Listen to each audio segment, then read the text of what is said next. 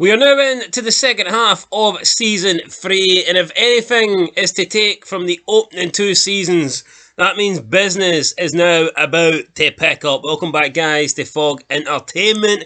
There's been a common trend so far, in my opinion, with Dexter. The first 2 seasons, the second half of the seasons tend to be a lot better than the first. Not that I'm saying the first half is bad, but you see a noticeable shift in terms of quality, I think, from episodes 7 to 12. However, was that the case in Season 3? We're about to find out with this review. This one is called Easy as Pie. Camila wanted more pie, but I think she's had enough pie. She's looking pretty big lying on her deathbed. She's also looking pretty sick, because she's got that lung cancer. Yeah, lung cancer. You know what? It's not nice, but when someone has smoked like a chimney their entire life, and no doubt when her husband passed away with the same shit, I bet she didn't even stop smoking.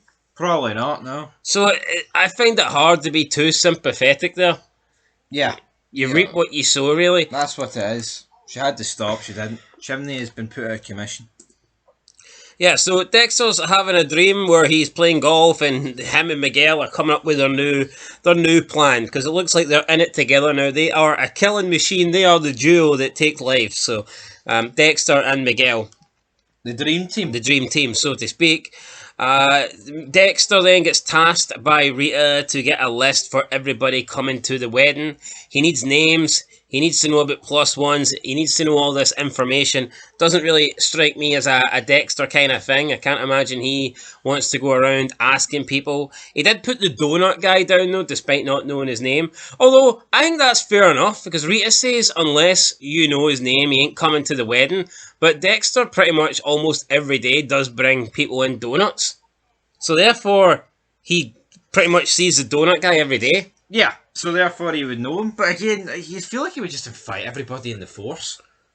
Yeah, like an open invite. But I guess Rita needs numbers to be specific. So, so Dexter visits Camila Fig quite a lot. She's not well, she's sick.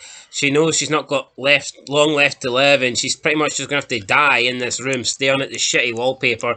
She wants some meringue pie, though. She's desperate for some meringue pie. All she can get is crappy store-bought. So it's Dexter's mission to go and get her fresh lemon meringue pie. I don't think it's exactly top of Dexter's to-do list, but I guess it's a dying wish for an old friend. Yeah, pie. Here. I mean, it's probably the worst sort of pie I can imagine. I mean, lime? Key lime. What did I call it? Meringue? Key lime pie. No, aye, but lime. I'm talking. I don't like. I like meringue. I don't like lime. Fair enough. Lime's acceptable in a drink, an alcoholic beverage, but pie, no. Yeah, Dexter lets Deborah know that Camila doesn't have much time, and he suggests that she visits her, but Deborah says no. Fuck no. I can't do sick people. Honestly, though, I think it kind of came across as a little bit heartless for Deborah. I know she didn't mean it that way because their mom was sick, and I guess it gave her bad memories, but she could have said, you're a police officer, you're an adult, fuck me, man. If it's your friend, you go see them. I can't do sick people. So what, Deborah's never going to say goodbye to this childhood friend because she's sick and she doesn't want to look at her? That's pretty much, that's pathetic. Yeah, Ramon Prado has been arrested for false imprisonment and assault on Felipe Sabeda, who he was torturing, and he gets off lightly. He will need to give up his shield and retire, or else do prison time. I mean, I guess Miguel sort of got him off, so to speak, but Ramon Prado's career has literally just died here. It has literally just died, right? But I don't think it was that bad. He tortured them, right? But it wasn't torture. It was like playful torture. It wasn't serious. You know what I mean? It could have been a lot worse. And I think for the defence prosecutor to actually have a proper go here at Miguel was distasteful. I mean, like, look at the people she gets off. And she made, Miguel, you're getting your brother. Yo, see if he was like cutting limbs off or like creating scars on the guy. Yeah, definitely. But at the end of the day, like, I mean, what did the guy do? He put him down in the seat and he squirted a bit of beer up his nose. Yeah, well, that's it. Ramon Prado's career is gone. It's gone. He has to hand in his gun and his badge. Here, he gets all his pension though and his benefits. I'd take that. True. But he's obsessed though. Miguel then tells Dexter he's frustrated, he needs to let off some steam, he needs to hit a few things, and he means golf. I think Dexter was thinking something else, but he means Murder. golf. We have a new serial killer, some Asian guy. He goes by the name of Timmy Chong. Albert Chung. Albert Chung. Ching Chong. Albert Chung. I'll call him Timmy. Masuka doesn't like it. He thinks that this is bringing a bad reputation down on all Asians. He's not happy that this is the guy that is basically getting all the spotlight. And Dexter points out that Albert Chong looks like Masuka. Masuka's about to call Dexter racist, but he takes another look at Chong and he's like, holy shit. It's me. It's me. It's me. It's C.S. Lee. I mean, is Masuka got a brother like Dexter that we don't know about? Potentially. On the run. Maybe about a billion more of them. Killing people.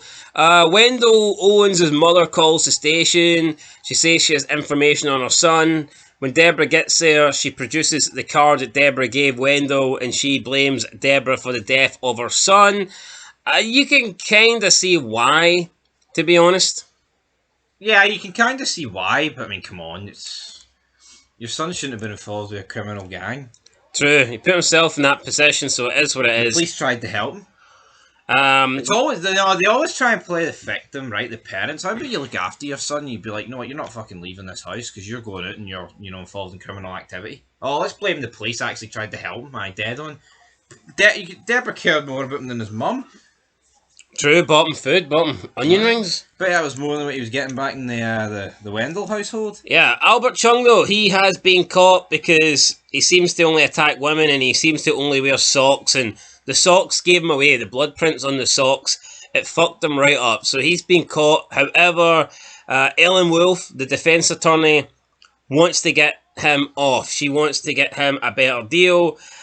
She meets with Miguel because of Liguerta managing to get them both, I guess, to try and have a friendly meeting so they could discuss this. She wants to reduce the charges from murder to manslaughter. Despite it being a clear murder, Dexter's brought into the room to give his side of the story. He tells her the odds and she says, it doesn't matter what you say, I'm going to say it was manslaughter. Dexter then asks her, you do know what odds are? And she's like, yeah, I don't care. Once I show the judges your shady work, then it will be fine. You know, your evidence won't hold up. And Miguel wants Dexter to take this person out. So Miguel's facial expressions here are spot on. He was loving it. He was like, Dexter, you're going to kill her for me, aren't you, big man? Yeah, she's not painting... Is there enough oil and Dexter up, for fuck's sake? Yeah, she's not painting herself in a good light. Now, Miguel's point is that, look, she's an enabler. She's getting all these bad people off. She's getting them lighter sentences, and that is allowing them to get back on the streets and kill more innocent people. So I actually agree with Miguel here. Like, I'm not saying that defense attorneys should be murdered, right? I'm not saying that, but in Dexter's situation, considering the kind of guy Dexter is and the way he takes out the trash, so to speak, if he's willing to kill the actual murderers, then what is the difference if he kills someone that is bending the rules to get these murderers off the hook and setting them back out into the real world to kill again? Absolutely. There's blood on Ellen Wolf's hands. And she was acting smug, right? Basically saying she was going to sabotage Dexter's evidence. Yeah, I'm going to get this guy off and he's going to do it again, but you know what? At least I'm getting paid for it. You know what? Justified. Fucking killer. Yeah, although Dexter tells... So we have a party or like some sort of family dinner at Miguel's. Sylvia drops a plate. Miguel's like, what the hell you doing, Sil?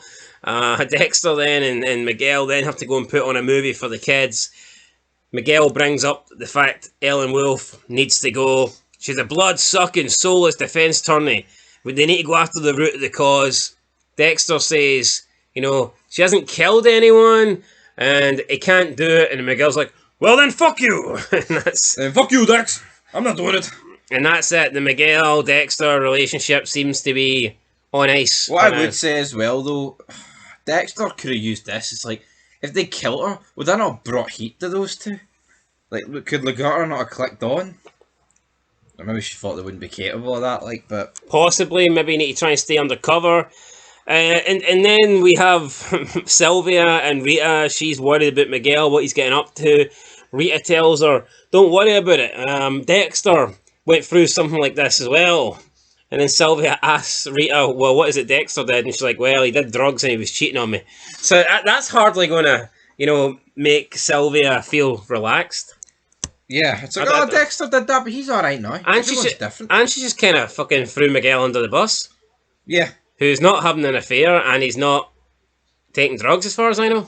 Well, yeah, he's just getting high off Dexter's killing ways, I guess. But that was that. Dexter then, at the end of the episode, he does manage to get some pie for Camila, but he injects it with some sodium. Not chloride, but some big fancy word for sodium, essentially. Something that kills you in 30 seconds. It puts you in a comatose state and then kills you. Camila reveals that she knew about his brother and that Dexter's nothing like his brother, Brian Moser, and that she destroyed the records. It was her that destroyed the evidence, but Dexter says that he is like his brother because he killed him. And I don't really know how Camila took this. At this point, I think she was like kind of just passing off here, so... She's like, you did the right thing, Dex. You did it. Super King. Yeah, we see the end of Yuki, who Deborah says, "Look, I don't want anything to do with you." No, I don't get Yuki here, right? I'll actually defend Deborah. If she was more fucking clear about what needed to be done regarding Quinn, maybe Deborah wouldn't have told Quinn about Yuki. But the way it looked, she was so secretive. Yeah, so last episode, Quinn claimed that it was because he rejected her in a relationship. Yuki said it had nothing to do with that, said she's been married for 7 years and is expecting a second kid. And she says that Quinn got a police officer killed, and if Deborah's happy to work with someone like that, then that's on her. So yeah, that's it. Yuki's gone.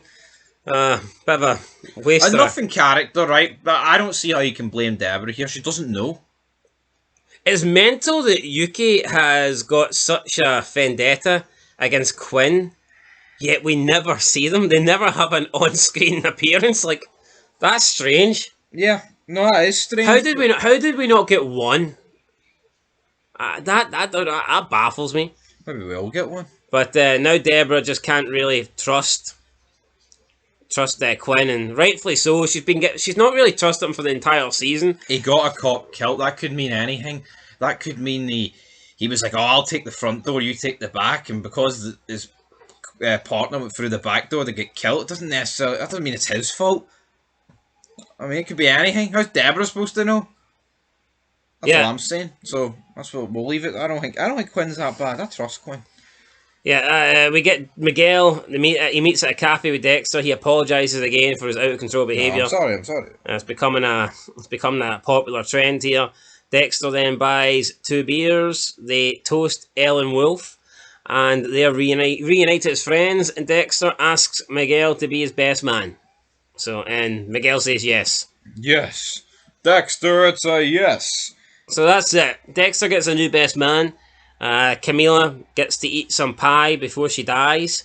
And also Deborah was told Anton the truth, told him that they are using him as bait and that he needs to get out while he can. He needs to go and stay with some relatives. Yeah, Deborah also finding out that the killer's probably a tree trimmer, a gardener, a landscaper, Troy the gardener, whatever, man. Yeah, so don't know how she plucked that, like, good detective work, I guess. Well, she did stay up all night, I guess. Loser in the department, looking at files, putting in the work, which not really anybody else is willing to do. I tell you what, though, right? See if you're getting paid for it in overtime. I think police work like that would be relatively alright. I think it would pass in quickly. Is he trying to solve something? Yeah, and also we had Batista with his new lady friend. She's made it clear, though, she isn't interested in dating, but he's not giving up. He's persistent, and I believe that's going to be Batista's +1 at Dexter's wedding. Fat Tista, I walk alone. Fat Tista, brilliant. Through this pit of cheeseburgers. I believe her nickname was something like Vagina or something, or I can't remember, but it was... I can't remember, but... equally bad. Anyway, that was it, guys. That was your easy as pie. So, time to rate the episode. I'll give it a 6 out of 10. Yeah, I thought it was probably the weakest episode of this season. Yeah, definitely one, if not the weakest. But yeah, I mean, it was all right. There was some funny scenes. I liked I every don't time. mind the Camilla character, right? And it's good she got an Yeah, ending, I but thought it took up way too much but time. I feel like here, how many times do I need to see Dexter spoon feed this fat bitch? Yeah, I think we need more Masuka. Yep. I like Masuka, but we don't really get to see him much. And who knows? Can him and Albert Chung maybe team up, and maybe we'll get something like that. But yeah, that's it, guys. Till next time, 6 out of 10. We'll see you in episode 8 for that review. Till next time, peace.